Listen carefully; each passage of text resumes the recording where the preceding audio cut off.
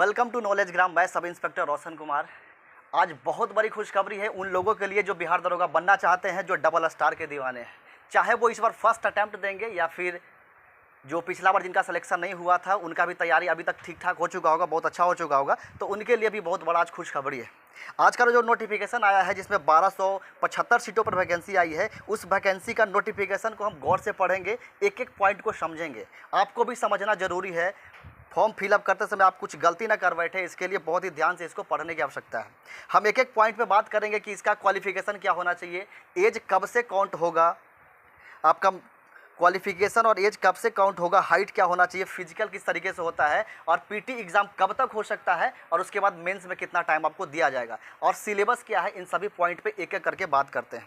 इसका विज्ञापन संख्या 223 है। इसका मतलब जो ये बोर्ड जो एग्जामिनेशन कंडक्ट करवाती है 2023 में, इसका दूसरा वैकेंसी है। अगर हम पोस्ट की बात करें तो 1275 पोस्ट है और एक ही तरीके का पोस्ट है, पुलिस सब इंस्पेक्टर। इसमें सार्जेंट का कोई पोस्ट नहीं है। आगे बढ़ते चले हम, तो आगे बढ़ते हैं उसके बाद आपका,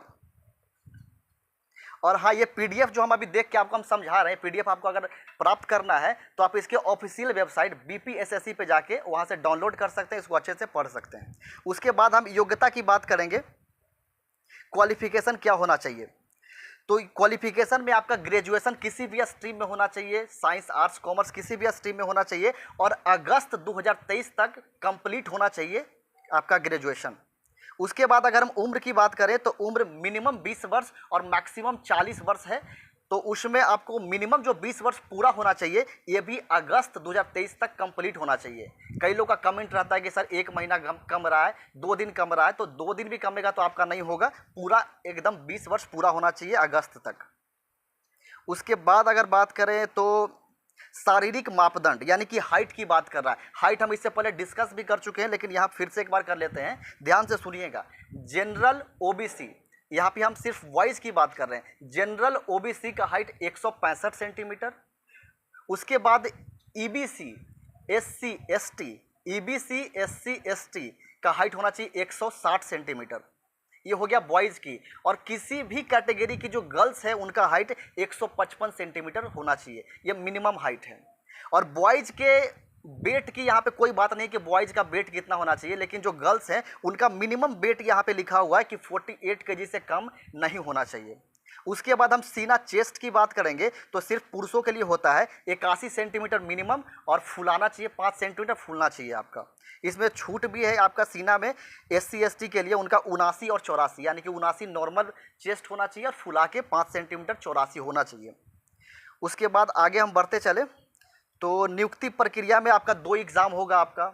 सबसे पहले पीटी होगा, पीटी क्वालिफाइंग नेचर का होता है, सिर्फ क्वालिफाई करना होता है। उसके बाद मेंस होता है, मेंस में 2 पेपर होता है आपका, एक जनरल पेपर जो कि मेन पेपर होता है, उसके बाद हिंदी पेपर होता है जो क्वालिफाइंग होता है, और जो आपका मेरिट बनता है मेंस पेपर सिर्फ जनरल पेपर पे बनता है।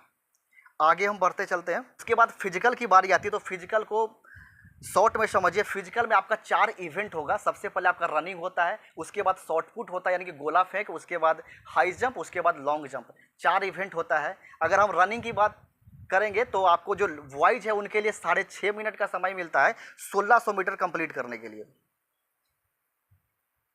उसके बाद अगर हम महिला की बात करेंगे तो 1 किलोमीटर दौड़ कंप्लीट करना होता है 6 मिनट में। उसके बाद अगर हाई जंप की बात करेंगे तो हाई जंप करने के लिए आपको बॉयज़ के लिए 4 फीट करना होगा और गर्ल्स के लिए 3 फीट। लॉन्ग जंप की बात करेंगे तो बॉयज़ के लिए 12 फीट और गर्ल्स के लिए 9 फीट आपका लॉन्ग जंप कंप्लीट करना होता है। इसके बाद समझने वाली इसमें और कोई बात नहीं है, हम और अलग से समझाते हैं क्या करना है आपको। इसमें डॉक्यूमेंट कौन कौन सा लगेगा इसको समझते हैं। सबसे पहले डॉक्यूमेंट में आपका कोई कैटेगरी वगैरह यहाँ पे अभी नहीं लिया जाएगा, सिर्फ आपको कैटेगरी वहाँ पे सेलेक्ट करना होगा। बहुत ही ध्यान से करिएगा, कोई मिस्टेक मत करिएगा कैटेगरी सेलेक्ट करने में।